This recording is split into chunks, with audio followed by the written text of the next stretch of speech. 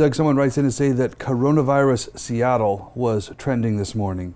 How should Christians be responding to the coronavirus? They should go wash their hands right now. More Purell? more Purell, wash their hands. Basically, I would sum it up as keep calm and wash your hands. So So you have kind of a no big deal approach to it, or? no, I think it's a big deal, but I think it's I think that it's our lives are surrounded all the time by big deals. Mm-hmm. Okay, so 25,000 Americans, let's say, I've not looked this up recently, but let's say 25,000 Americans die annually in car wrecks. Mm-hmm. Okay, well, that's a big deal, right? Yeah. But that probably didn't even occur to you when you hopped in your car this morning. Right. From what there are a number of things about this, and this is hard to navigate because we're having to deal with the coronavirus at the same time that there's been a marked breakdown of trust in our public institutions. Mm-hmm.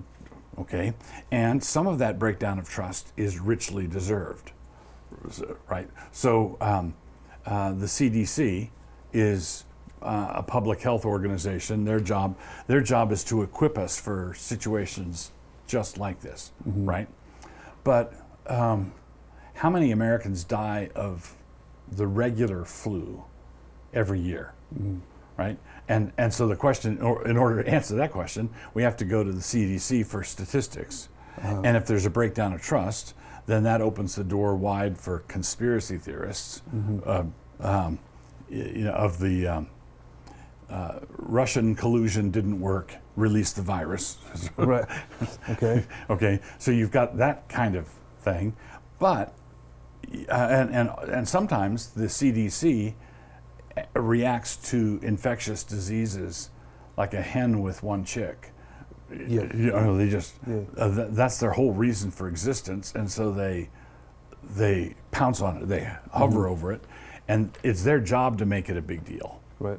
Okay, fine, that's all right. But what's actually going on? How bad? Let's say this whole thing passes, right? And 2 months from now, we're trying to remember what the coronavirus scare was.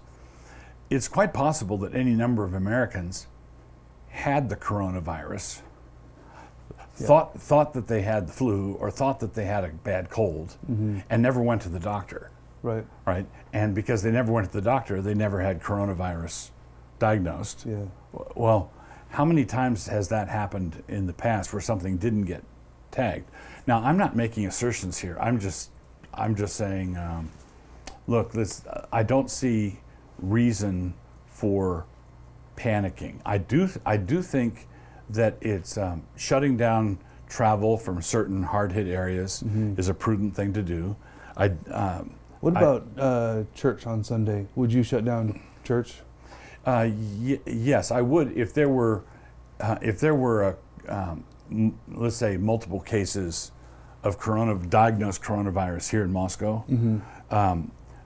I would, in principle, be willing to cancel church for a week or two. So in principle. In principle, so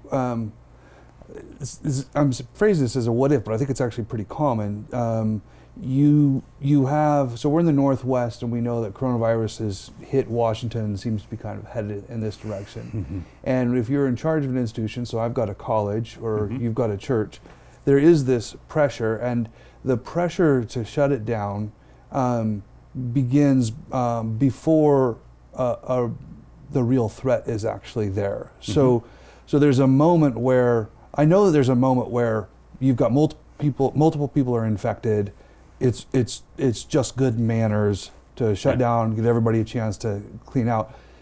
But what about when nobody's infected yet, but it seems imminent, and people think that you're irresponsible for not? So you're not shutting. You would make the decision to shut it down not because you needed to, but because you needed to project or portray yourself in a certain way.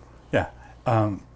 So this is not academic. So our sister congregation here last year had an outbreak of the measles in their congregation, and so they wound up, they were consulting with the CDC. They wound up canceling church for a week because of the time when the infection could spread, etc. And I'm old enough to remember when I was a kid that polio was a thing, and there were the public health institutions earned a high reputation, and they did a good job, but that any institution is, any new wineskin is going to become an old wineskin eventually, and you just have to be aware of that sort of thing.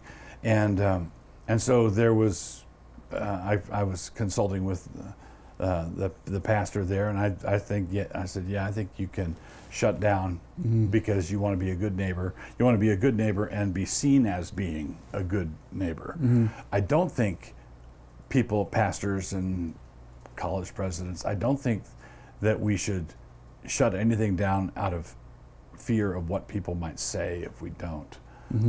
I don't think it ought to be a fear of criticism thing, because that hands over the steering wheel to the most panicky among us. Right. And all of a sudden they're in charge of everything, and that's not a good thing either. Okay. But you'd have a general default willingness to, if the CDC's recommendation is that you would want to default to just honor that, and I would, if they recommended it and they showed me they didn't just say, we in our white lab coats are telling you what to do, and they said, here's the argument, you can look at our work.